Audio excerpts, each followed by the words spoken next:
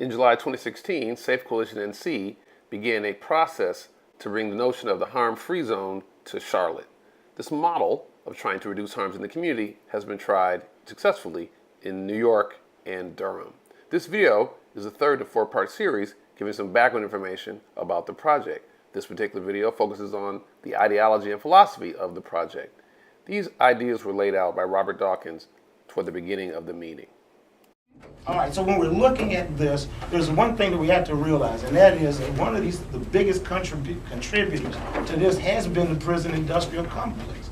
The reason that so many of us are in jail is because it's a profit-making zone. That's right. You know, and when we look, and when Charlotte said they were going to start exclusion zones, because they was going to start exclusion zones to help the community, no, they were going to start exclusion zones to get black people out of the area that they wanted to gentrify and rebuild. And the quickest way to do it is to get the people out of the neighborhood. It's going to keep them from making their money. Plain and simple, that was the rationale behind it. You know, they wasn't doing it to help folks. If that's the case, then you'd have been doing it to clean it up. Exclusion zone means go sell dope, prostitute, do what you want, but don't do it here because I'm trying to raise the property value here. That can't be tolerated. There's three accountable conditions that we have to say that we are going to implement. We are going to promote community investment. And again, when I say community investment, I'm not talking community investment from banks. I'm not always talking about community investment in terms of money. What we're talking about is our investment in the community with anything that we can help build people. Social entrepreneurship is an investment. Spending your time in the neighborhood is an investment. We got people that live in Amy James that ain't never been to a Carolina Panthers game.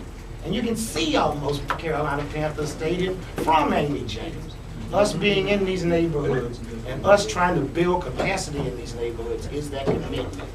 Ongoing dialogue. Everybody's right in here. Nobody's wrong. Anything that anybody can bring to the table and all people's opinion in here, as well as the people that we talk to in the neighborhood, that is appreciated.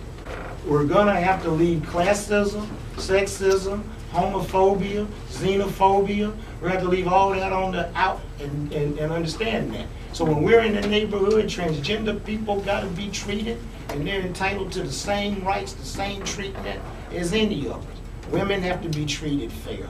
You know, ex-gang member in a harm-free zone is just as important as Dr. Kemp that went to Princeton. And that ongoing dialogue, everybody has to be a part of that. And we have to speak and we have to help people come up with a vision of hope. You know, vision of hope is hard to do, but we've got to think about that and come up with how we're going to do that. Dr. Kemp is going to help us through all of those. There's a few things that we have to agree upon. I'm going to touch on those really quickly. Before you can do anything in the harm-free zone design, we have to have a general agreement on these. That we have an understanding of the harms that community members inflict on themselves and each other as a consequence of the social condition and the structures that they live in.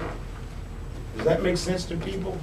Yeah. We also got to believe that there's an understanding of the benefits to the community and its members for three things: intervention, reparation, and transformation.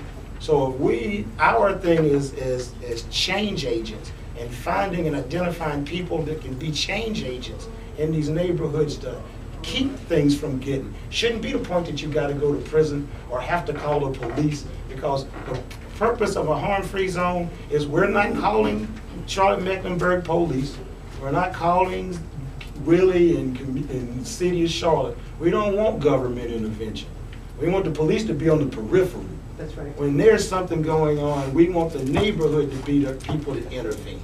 We want the neighbors to be the person that decide what the reparation and how do they reconcile their problems. We don't need the police. We don't. Not when we step up. Not when we step up. We don't need the police. And we've got to get people on a path to transformation.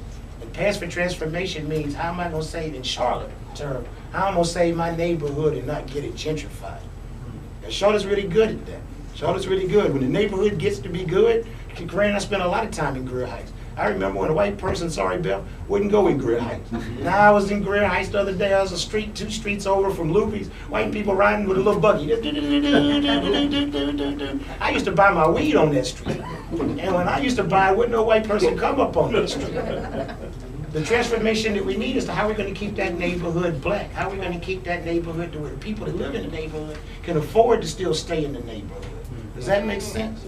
As long as we can accept those principles, and as long as we are committed to these neighborhoods building power. And I want to add one other thing before I turn it over. We're not the harm-free zone. We're the change agents that's going to help to do this and build it. And once it's up and going, we're no longer in it. This isn't a long-term plan for Safe Coalition, the NAACP, Dr. Walker, any of us. We want to get in.